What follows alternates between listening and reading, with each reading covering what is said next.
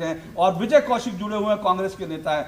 विजय कौशिक जी, जितनी कोशिश करी थी डिवाइड एंड रूल की, वो अब तक सब कामयाब नहीं हुई। तो ये तो साफ है, सारे नैरेटिव्स ध्वस्त हो गए, मोदी का जादू बना हुआ है।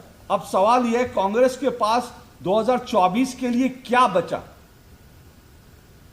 अशोक भाई, जरा धैर्य से मेरी बात सुनिएगा। निश्चित तौर पर आपने जो आरोप लगाए हैं कि हमारी पार्टी ने कुछ इस तरह के नैरेटिव सेट करने की कोशिश की जिनसे हम राजनीतिक फायदा लेना चाहते थे, ये बात बिल्कुल गलत है।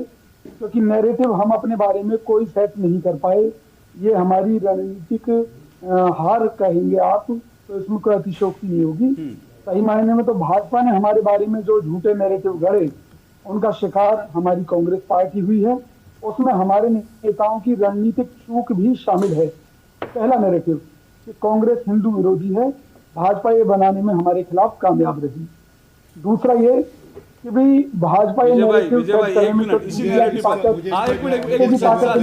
इसमें क्या करेगी? अशोक भाई, आपने अपनी बात पूरी कर ली, अब मैं अपनी बात कह लेता हूँ। पहले हम नैरेटिव की बात कर रहे हैं।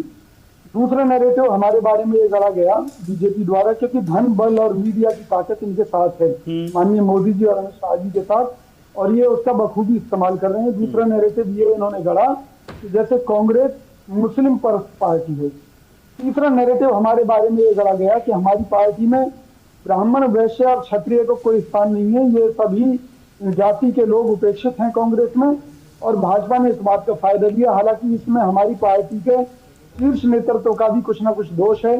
जो नेता पहले शीर्ष पर दिखाई देते थे ब्राह्मण समाज से, वैश्य समाज से या क्षत्रिय समाज से, अब वो चीजें कांग्रेस में नहीं दिखाई देती।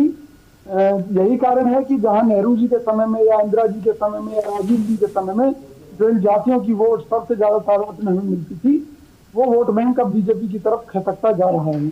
तो कहीं ना कहीं हमारी गलतियों के कारण हमारे खिलाफ भाजपा ने एक नैरेटिव सेट किया, उसका फायदा लिया। तो इसमें कोई शक नहीं कि रणनीतिक रूप से और प्रोपेगेंडा में भाजपा बहुत आगे निकल चुकी है और कांग्रेस पार्टी के ऊपर भारी है, और उसके लिए हमारे रणनीतिकार और कुछ सलाहकार जिम्मेदार हैं। चलिए, वो आपने ये तो स्वीकार किया, आपके सलाहकार जिम्मेदार है। एक मिनट रुकिएगा, लेकिन मैं फिर कह रहा हूं, जो सनातन और हिंदुत्व को गाली देकर, हाँ आरपी सिंह जी एक मिनट, सनातन और हिंदुत्व को गाली देकर इस देश में, और वो बीजेपी ने नहीं किया, वो नैरेटिव कांग्रेस और उसके सहयोगियों ने किया। लेकिन एक बात जो विजय जी आपने कही, धनबल और मीडिया, मुझे नहीं पता धनबल और मीडिया की बात है, मीडिया में भी मैं नहीं जानता मीडिया को लेकर के, तो हम लोग तो 14 प्रतिबंधित में शामिल हैं। आप आ जाते हैं, बड़ी कृपा करते हैं आप हमारे साथ बात करने के लिए, लेकिन हम तो 14। क्या विजय कौशिक, कांग्रेस की पॉलिसी बदलेगी? यहां से कुछ और कार्ड बचा है कांग्रेस के पास? देखिए अशोक भाई, सबसे पहले मैं आपकी एक बात का जवाब देना चाहता हूँ। आपके शो में आकर मैं आपके ऊपर कोई एहसान नहीं करता हूँ, आप तो कांग्रेस के शुभचिंतक हैं। जब आप लोगों का विरोध हुआ था 13 एंकरों का, तो मैंने पार्टी में एक बात कही थी कि नफरत को नफरत से कभी नहीं जीता जा सकता। अगर हमारी पार्टी की पॉलिसी मोहब्बत की है तो आप लोगों से हमें सीखना चाहिए। आप अगर हमारी कमियां बताते हैं तो आपको हमें गले लगाना चाहिए। तो मैं तो आपको शुभचिंतक मानता हूं, और आपके प्रोग्राम में आकर मुझे खुशी होती है कि सार्थक मुद्दों पर बातचीत होती है। तो बहरहाल, जहां तक कांग्रेस पार्टी की बात है, तो हमारी पार्टी में संगठनात्मक स्तर पर बहुत सारी कमजोरियां हैं। सबसे पहली कमजोरी, पिछले 15-20 साल से आप देख रहे होंगे, वही गिने चुने चेहरे कांग्रेस पार्टी के अंदर हैं। जैसे चंद लोगों का कब्जा हो गया हो, नए लोगों को आगे नहीं आने दिया गया। ये हमारी पार्टी की एक सबसे बड़ी कमजोरी रही है। राहुल गांधी जी ने जब जब कोशिश की कि नए से नए लोग आए, युवा ज्यादा से ज्यादा तादाद में आए, तो कहीं ना कहीं राहुल गांधी जी को उन्हीं के मुद्दों पर घेर दिया गया एक टीम द्वारा। तो बहरहाल, हमें भाजपा से कभी भी कोई खतरा नहीं रहा। खतरा रहा अपनी पार्टी के जयचंदों से, जिनके कारण आज भी भाजपा कांग्रेस की छवि करने में कामयाब रही है। जैसा कि हमारे भाई आरपी सिंह जी भी कह रहे थे कि भाई कांग्रेस हिंदू विरोधी है, कांग्रेस ये है।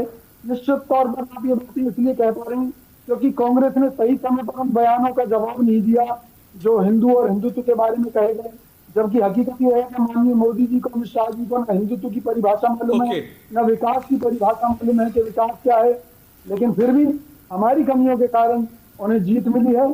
निश्चित तौर पर ये बात में विजय कौशिक जी, आप इस बात को मानते हैं कमियां, लेकिन दिक्कत तो ये है कि कांग्रेस में तो कोई कमी मानता ही नहीं है। समस्या यही है कि कोई सही से आत्मचिंतन करने के लिए तैयार नहीं दिखता, यही दिक्कत है। एक मुझे ब्रेक लेना है, मैं ब्रेक के बाद जल्दी से आखिरी कमेंट लूंगा इस ब्रेक के बाद। एक मिनट विजय जी, मुझे ब्रेक लेना है।